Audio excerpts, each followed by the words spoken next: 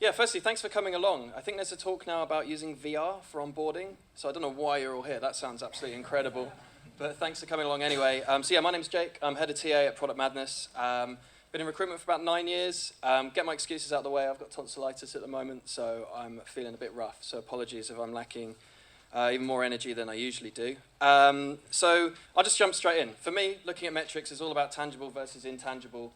There are a lot of things that we can measure very easily, and then there are a lot of things that we can't, but we know they have an impact on our business, such as things like morale or our candidate experience. Sometimes it's harder to measure those things, but those are often the things that give us the best results. So I started off looking with this presentation. I was like, do you know what?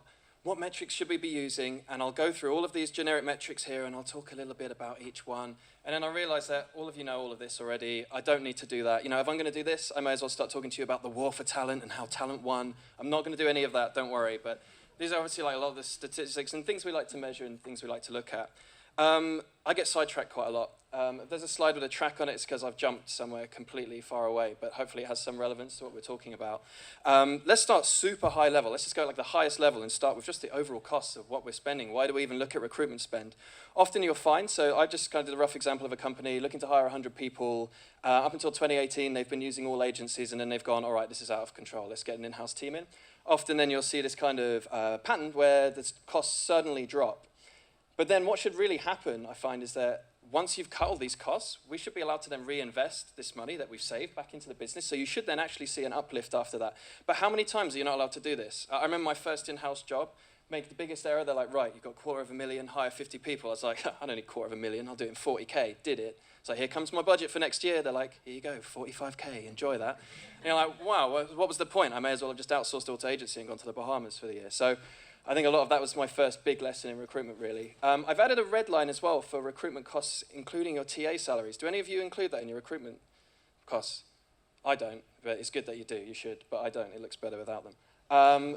So one of them that we look at is like, why do we even measure agency spend? This is one I pull off the top of my head. We always go on about agencies. I mean, the reason I like to measure it is because of this. This kind of stuff winds me up, and I'm sure they're doing that with all my money, and I'm sure they're not. But I think a lot of the time, why do we even look at agency spend? And I suppose that comes down to your business. I find, yeah, it's really important. You want to measure the effectiveness of your recruitment. All these stats I've made up, by the way, so don't worry about them. A lot of the time, we like to look at kind of our success and try and justify ourselves compared to what agencies do. I don't really think we need to be doing that. But often I find it's trying to find that silver bullet. I'm still trying to find those agencies that will fill those really difficult roles for me. So anyone that's ever kind of solved that conundrum, that would be super helpful. So time to hire, is this the most important metric? In my opinion, I always find that it is. We always get cut on costs, right? It's all about cost. But actually, when you kind of look behind all of the stats, you often find that actually the time to hire drives way more costs outside of our department than, say, us looking to use a piece of software. There's this horrible triangle you always see. You know, if you can do 3, you can have about how you can get a job done. I think we get shortchanged here in recruitment. I don't think we can just chuck money at a problem and then it goes away and everything's fine. We're not working with products, we're working with people. And often we're set tasks that actually, you have to go further back to even find out why you have these issues bringing talent in. I mean, I found that, so I finally get to work at a company where I am now where we have a budget and I can actually work with recruitment agencies for the first time ever. And I thought, brilliant, that'll solve all my problems. And it hasn't. They don't want to work on all the hard to fill roles. They want to find clients that don't have an in-house team and are handing them really nice, junior graphic designer, cool, I'll find you 10 of them. And I'm going, oh, can you find me a senior data scientist? They're like, nah, mate, I'm fine. So I think it's trying to find that kind of, I think sometimes we get shortchanged. I suppose the only way we can check cost at things is to overinflate salaries. That's the only way we can kind of cheat the system, if you like. So really interestingly, Craig at Foresight, he tried to put a cost on not having someone in a seat when they're not there. Now he has this theory that every person has the same value within a company. If they're not in place, everyone's as crucial as each other. I'm just going to say I don't agree with that. There's a difference between having a senior salesperson missing and maybe someone more junior or in a different function. That doesn't mean we're not all important. I probably shouldn't say that, but that's just kind of how it is. But he's kind of split it between, he looks at the company revenue, number of employees, 260 working days, and he's trying to find a value for what costs are you incurring if you don't have someone in a seat. So I did it for our company, what our revenue is, number of employees, number of days, and then basically that would say that we're losing $8,500 a day for each person that's not there. I'm not sure that's quite right, but I think our company, again, is not a good measure of that because we've got a really skeletal team and we have revenue way higher than you would usually have for that size of team. And actually, if you then look at a corporate company, he worked out and it was like 600, 700 a day, and suddenly you think, yeah, actually that makes sense. So why am I even showing you that? I think it gives us a more powerful message to go to business leaders and be able to kind of show that we are looking outside of our own costs and our own little space. We're actually looking at the wider business and saying, look, this is why we need to improve our process, because every day someone's not in a seat, we're losing, well, in our case, apparently, 8.5 grand. Does anyone work in a consultancy company where you bill people out per day? Or yes, so I used to work for a company that's very similar. We were a games company. We had publishers come in, and then we'd basically have a day rate for every person on this project. And we'd have a ramp up. So you'd start on a year, you'd start with a team of 5 or 0, and then you go up to 60. And I use this example with my MD, that the team were being a little bit kind of lackadaisical with hiring and a bit indecisive. And I was like, okay, well, if we hit 75% of our target this year, we're going to lose about 900 grand. For a company that turns over 10 million, that's insane. That's such a mad, and that's just from being 25% short on your hiring target. I often find with these people, you have to go with the CEOs and give them a hard number like that. As soon as they hear that, they're like, oh, okay, yeah, actually, you can have a LinkedIn recruiter license then. I suppose 3K wasn't so bad after all. So how does it work in other businesses? If you're not a consultancy, like I said, I don't agree that every single function has the same cost. So I would say that you divide it into each function and then look at the cost of that. But kind of all I've done is given you a load of like, yeah, it's really expensive to not have people in place. And I haven't given you any kind of solution to that. Well, there is one, but you'd need a whole conference on it, and it's workforce planning. You could do an entire conference, you could do an entire week on workforce planning. But again, I think sometimes we get cut short here. I've been in businesses where you go to the whoever you're appointing to, the MD, whoever's running the business, and you'll say, okay, what's your plan for next year? And they're like, And then in February, they'll go, cool, we'll have a dev team of 10 out in Colombia. In March, off you go. And that's one I've had before, and you're like, well, if you told me that in November, you'd have that team in place. But now you've told me in February, you're not going to have that team in place. So I think showing the costs of not having people in play, and then being able to have this conversation, look, you need to involve us at a higher level. We need to know what's coming down the roadmap. I think sometimes we need to be there to put the brakes on things and put a reality check. When an MD goes, yeah, we can hire a team of 25 in Blah in a month, right? And you can go, no, that's going to take 6 months, 4 months. Or give me X, Y, Z resource. But I won't do a whole talk on that. Do any of you get triggered when you see Wolf of Wall Street stuff on LinkedIn and someone going, smashed it, another great month? It's the most, it honestly infuriates me. If I see any of that, that's an insta-block, get out. But it kind of gave me a good, I like I mean, that's kind of, I think a lot of us have probably been in an agency and that can be pretty scary. But do any of you measure the metrics of your team? I'm sure most of you do that.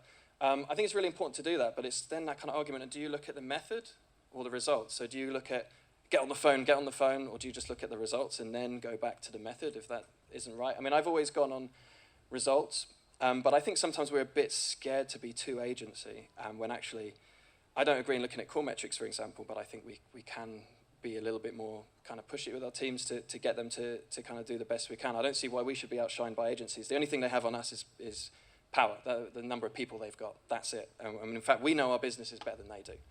So yeah, you can use your team metrics per individual as well. But yeah, I mean, we don't want to work with agencies. We've all seen that video, and it's the most embarrassing thing I've ever seen. Slight sidetrack. So sometimes you want to try and make intangible things tangible. This is a live issue we had with our business, where we lost basically our entire product team. And we were just thinking, well, what's going on? Why has this happened? And then you get people going, oh, well, I think it's because of this. I think it's because of that. And I'm like, well, why don't we actually go and find out? So we started actually asking people when they leave why they're leaving. You can see with our company, I've skewed it slightly, but the big thing for us is career advancement. So actually, we didn't need to go out and pay more. We didn't need to, well, I mean, it's always good to keep on top of the market. But the main thing for us was to build career plans. And when we replace this product team, don't bring another 6, 7, 8 senior people when they're not needed. Bring in people that are mid-level, bring in juniors, have graduates. I've been shouting about this for months where I am about graduate schemes, that people need to feel they can advance. If you've got 10 senior people and the director isn't going anywhere, where are they going to go? Well, somewhere else. And it was mad to lose talent through, when you're in a company and you've got very strict salary bandings and people are leaving because of salary, it's infuriating, but there's nothing you can do. But things like this is silly. You shouldn't be losing people through this. So this data really changed the way we worked as a business. So HR are doing a project on job families, and for us in recruitment to be able to say, look, let's change the structure of the team and how we do things. So moving to the intangible, I got really excited because I could use word art for the first time since I left school, so we've done that. So is there anything that we can't measure? Well, there are some things. I mean, you could argue, can you measure what the impact of a bad hire is? We know what all these things, that damages your reputation, the morale, reduction in morale. If you've got a team that's unhappy, they're not making as much money, they're not as effective, they're not as efficient. But it's really interesting, actually. The Good Recruitment campaign actually tried to put a cost on it. So I think they had a really good crack at that. So this is based off of someone that would be earning 42K. They're in the business for 8 months, 9 months, something like that. Wasted, and then the kind of cost of what would happen if you're making a bad hire. And actually, I think this is a Good Recruitment campaign. This isn't mine, but I thought it was a really awesome piece of research. And these are things that are hard to put a cost on, right? You do have to kind of put your finger in the air a bit and go, okay, how are we going to work this out? But it's trying to put a tangible figure on something that's intangible. And again, if you can go to leadership and say, look, when we're getting this wrong, this is the kind of cost we're getting, it can make people focus a little bit more and think about kind of how we hire and why the process needs to be efficient and why it needs to work. So thinking about candidate experience, I'll be really quick on this one. Anyone remember the PeopleSoft application process? And it was like 60 pages, and then like, why is no one applying to our jobs? Because they're doing page 1 and they're bored. And then, are you ghosting candidates so you're not getting back to them? It's mad still, that's like such a big thing. It's really not hard. Every ATS has a mass email now, even if you can just send and go, sorry, you weren't successful. I get that we can't, you get some people saying, you should call every candidate and talk to every single one you rejected. Well, we can't do that. None of us have got a big enough team to do that. But giving some contact, there's no excuse. It's not hard. But actually, a way to kind of measure your candidate experience, again, you can argue you can't. I've always just sent a survey. The most important people to survey are the ones that didn't get the job. They're far more important than the people that did. Because when someone's got the job and they've come in, how was the process? Oh, it's brilliant. I got the job. Great. It's like, thanks. I've learned nothing. But people that don't get it, they're going to be more cynical. Of course they are. And sometimes people get really upset when they're not accepted for a job. I'm the same. Why wouldn't you want to hire me? What's the terrible process? But I think it's really important to ask those people because sometimes you can find a pattern. So I don't know if any of you saw this research Graham Johnson did. He's very kindly let me share it with you guys. It was so interesting. So basically he was working at Virgin Media. They have a massive volume of recruitment. It's incredibly, incredibly high. And he was worried that their candidate experience wasn't very good. They were having a massive volume coming in, but they weren't really getting back to people as effectively as they wanted to. Now, he could have gone to the MD, or whoever, go to Richard Branson, hey mate. He could have gone to whoever he was talking to, whoever he was reporting to, and said, right, we need to get a candidate experience team. I need, 150, 200 grand, whatever. It's just going to get laughed out the door. So what he did some research and actually looked at the 123,000 rejected applications, that's mad, they had in a year. They then went to the subscription team and said how many, and then had to look at all the people that had signed up. There must have been before GDPR, this one. And then he saw that 6% had disconnected. Now, people just disconnect all the time, but this is people within a month of their application being rejected. Chances are they've done that straight after they've been rejected. Average value of a Virgin subscription is 50 quid times 12, so about 600 for the year. So if you're looking at 6% of 123,000, that's about 7,300, and that's about 4.4 million pounds of revenue lost in a year. Again, we're kind of putting our finger a bit in the air, but however you look at that, that's horrendous. That's really bad. And then suddenly going into the meeting going, right, you're losing 4.4 mil in revenue. Give me 150K, 200K for a customer success team. Yeah, sure, actually, do you want double that? Let's get a decent team in. So this kind of stuff's really powerful. I know that it's a circumstance we don't all get, right? Most of us aren't hiring our consumers, the consumers of our product or whatever, but I still think this is a really powerful piece of research around the impact of a poor customer experience, candidate experience. So that was Graham Johnson that did that. He shared that with Talent Connect as well. I just thought it was really powerful. I wanted to add that in. Quality. Who thinks you can measure quality of hire? No one. Oh, I think you can. So LinkedIn did a little bit on whether you can measure quality of hire or not. I think they've skewed the stats here somewhat. So they asked a load of SMBs, do you feel you're good at, basically, can you measure your quality of hire? Are you good at it? And then they put about only 33% said, yeah, we're best in class, we're really good at it. But actually, I think people that said somewhat well, I wouldn't give them a low rating on that. That's pretty good, right, if you're doing a somewhat well job. But it's interesting, the kind of perception of companies of how well they feel that they measure the quality of hire. When a lot of companies will say, Actually, it's their most valuable hiring metric. Again, about a third though, so maybe that lines up. A third of companies want to kind of focus on improving the quality of hire, and then 50% were saying they used new hire performance evaluation to improve their quality of hire. That's an interesting one. I'm not, again, there's variables. So then they broke it down into more granularly how they measure quality, because there's so many ways you can measure or define quality. Funny that kind of the big one for me is, do I have a laser pointer on here? No, I don't. Okay, right near the bottom you can see profit contribution, 8%. That's probably pretty much one of the only actual tangible ones there. And that obviously ties in really well to careers such as sales or recruitment, where it's very tangible. You can measure success very easily. But how do you measure success of someone who's, for example, in HR, or someone that's in employee welfare or something? That's then, how do you measure that? That's much more difficult. Don't worry, I hate putting big walls of text on slides, so don't worry about it. But it's just 3 different kind of ways. A lot of people do it through new hire performance metrics. Some people use turnover and retention as a measure of quality, but I think that's almost quite arrogant. You're basically saying, yeah, if someone leaves, they weren't high quality. If they stay, they were high quality. And it's not quite, I don't think that quite works for me. And other people use hiring manager satisfaction ratings. Obviously, the only issue with that is it's a bit subjective. It's not a number. It's not a solid number. It's, again, an opinion, but you are trying to structure it in a way. So it's a bit difficult. Those are kind of the 3 main ways. Some companies use this. I don't really think that gives you anything. So they call success ratio. They look at number of hires that have been considered satisfactory against the number of candidates hired, and then, yeah, you can say that. But I don't really think that gives you a quality hire. I saw this one. I think this is a good try it. I think it's a bit over-engineered. But basically you're looking at, so PR is your average performance of your new hire, and you basically define that however you want to on a 0 to 100 scale. So then again, then you can have errors can already come in from you adding a scale in onto performance. That's already an error margin there. Then you add your percentage of new hires that reach acceptable, and then you can add your retention rate. You put it over how many variables you put in. You can take some out. You could add more if you wanted to. And then that kind of gives you a percentage of your quality of hire, 100 being the obviously max and not. It's another way you can look at it, but sometimes I think, why would you want to find that out? Because what if you work all this out and then it says like 60%? You're like, oh, I'm not taking that to my MD. But maybe, if you don't know, it gives you personally a kind of a way that you can improve and maybe look at that. It's a bit fluffy again, it's just an attempt. So, yeah, what are the risks? Obviously, a lot of these, as soon as you get to start looking at intangibles, things like quality, it's heavily impacted by opinion. You have to add a scale, you have to add something somewhere that is driven by an opinion. So then suddenly you lose that kind of the consistency and the legitimacy of the data. Some roles are easier to measure than others, as I've gone. Like sales role, easy, we can do that. HR, how do you measure that? That's really difficult. There's kind of this theory, some people say that, well, if a role's in a business, you should be able to measure it because it should have an output, but I think sometimes it's not as easy as that. And they're all retrospective. You can't measure the quality of a hire before someone comes in, obviously, otherwise our jobs would be really easy. So let's hope robots don't work that one out. So the last thing, before my voice completely goes, yeah, it's all about, I think, first making a business case. How many of you have to like kind of talk straight to the MD or CEO?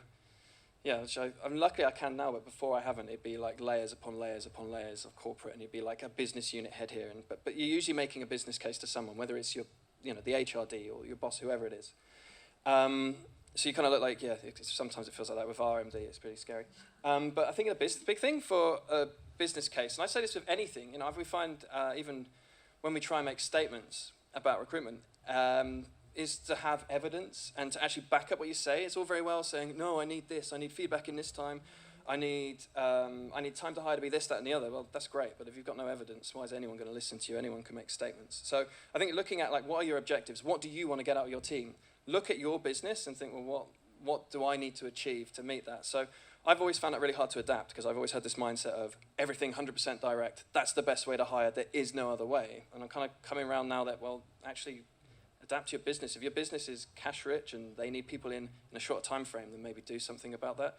Maybe getting outsourced help, maybe using contractors is fine. That's been my big lesson through this. I've always kind of just refused black and white to do that, but I think it's kind of slowly coming around to it. Yeah, avoiding sweeping generalizations. If you make a statement, back it up with metrics. And yeah, set clear objectives. I mean, that's SLAs before you start. If you got driven down to you, right, your team needs to get time to hire 60 days. Why? Why do we need to get that? What's the impact on the business? Get a buy-in before. And vice versa. If you're saying, I want hiring managers to be back in touch in 24 hours, give some evidence as to why, and then set that clearly before you start. So yeah, reaching the end now. Kind of main summary for me to take from this was, Define the key hiring priorities of your business before you even start. That's the first thing you should be doing, is looking at how does your business even work and what should you be doing. Make a business case to support your function. Yeah, get buy-in before you even begin. That's so important. And it's the hardest part, is to get buy-in from that business. And sometimes you go to these talks and you see people saying, you have to do this, that, and the other. But if you're in a business that's inflexible and you can't do that, that's fine. That happens. Sometimes you're in a huge corporate where you're one of 50,000 people. You can't just rock up to the MD and go, right, we're doing this, that, and it's not going to happen. So adapt to the environment you're in. I think metrics, a big one for me, metrics are more than a tool to just justify our existence. We can show our impact across the business. I think sometimes, I don't know why we have to work so hard to justify our departments and what we do. We're bringing people into the business that makes it work. Like, why, we shouldn't even have to justify it, but we do. We always do. I think we're still there in-house. We still don't have that kind of, in some companies anyway, we don't have that vision of being a really essential partner. We're still seen as a cost center. Some people think we're a profit center. We're not. We are a cost center, but we can show the impacts we make around a business. We can show, look at the staff we've brought in, look at this new sales team we've brought in, look at the amount of money they've brought in, look at the development team we've built, look what they're doing. We can show the great work we've done, because apparently just bringing the people isn't enough. I think we can do that, and metrics is our biggest ally there. And I think sometimes like, business units get a bit surprised. They're like, what, you're using metrics, but you're in recruitment? It's like, well, yeah, that's what we're all about. An inefficient hiring function, that's going to seriously impact your business. I mean, you can look at that Virgin case study, for example. You can look at the cost of having someone out of a seat for a day. It's not hard to measure like, how bad, sometimes if we want some support to make our function better, we can show why we need that. And to not make sweeping generalizations. Use metrics and use evidence to turn your opinions into fact. And just as my voice is about to go, that's it. Any questions? No? Cool. No? All right. Any questions? Any questions at all?